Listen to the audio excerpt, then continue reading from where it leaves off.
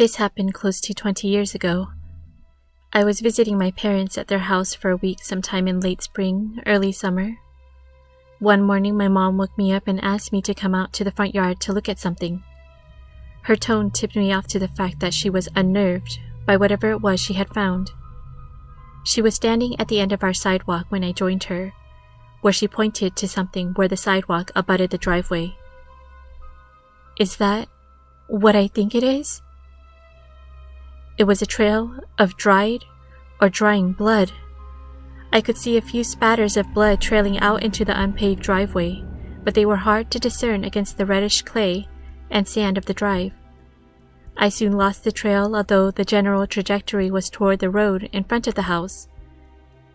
The other end of the trail led down where the sidewalk turned to run toward the gate between the house and the garage. Enough blood had been lost for there to be large splotches visible on the lira rope that borders the sidewalk, as well as on the small patch of lawn between the sidewalk and the north side of the house. The trail led to the holly hedge that grows next to the house. Some of the branches on one of the bushes were bent and broken, the leaves smeared with blood, as was the side of the house behind the holly bush, and there was a sizable, maybe 10 to 12 inches across stain on the soil beneath it. The ivy on the fence next to the bush was also spattered, with some leaves entirely coated with blood. For context, my parents' house is in a small town. The house and garage are separate structures with an ivy-covered chain-link fence running between the house and garage to separate the front yard from the back.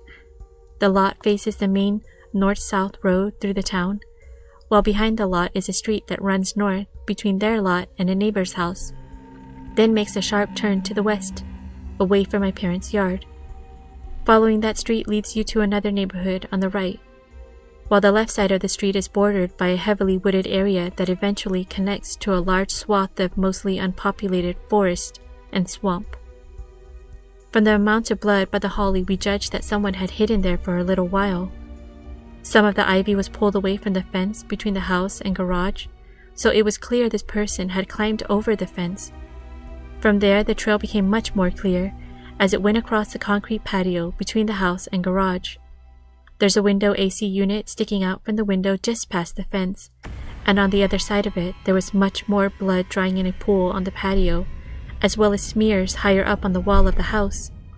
Again, it looked like the person had hidden there behind the AC unit for a while, and by this point we were certain that it was a person and not an animal, partly because of the sheer amount of blood, and partly because the smears on the side of the house were up higher, as if the person had leaned up against the house with blood on their hands or upper body. The trail then picked up again, but with smaller spatters, as if they had managed to control the bleeding somewhat. The track went across the patio and out into the backyard, where it was difficult to follow through the grass. At the far back fence, some of the honeysuckle vines that grew over the fence had been pulled, and the fence was bent, as if someone had climbed over it there, and again there were some smears of blood on the vines.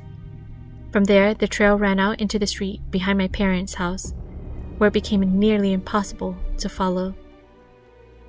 It was pretty clear that someone had been injured, and was also trying to hide, which implied that someone else had caused the injury and was looking for them.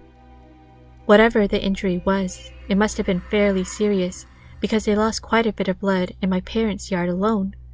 They had come down the driveway from the main road, and they clearly knew that they could cut through the yard to reach the back street and the neighborhood or forest beyond. My dad asked the night security guard at the local school if he'd heard anything on the police scanners that night about anything weird going on, but the guard hadn't heard anything.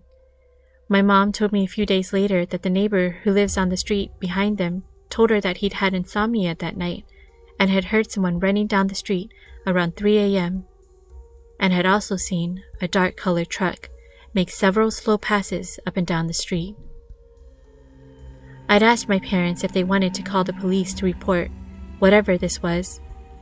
They were both in their late 60s at the time, and I worried about them being alone while there were creepy things, presumably involving violence, that were clearly going on right outside their house. My mom declined, not only because there was nothing the police could do, but also because she worried the police might have been involved somehow with what had happened.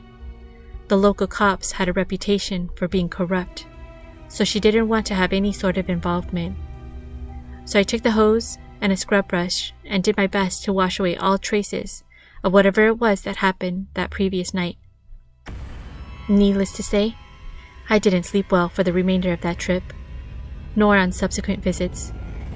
It was kind of like being in a house in a slasher film. Not the house where the actual violence takes place, but the one down the street where the hero or heroine of the movie runs and hides outside while being pursued by the killer, and the neighbor only finds out the next morning, off-screen, that something bad was happening just outside while they slept. Definitely a creepy feeling, and much closer than I ever want to be to that kind of situation.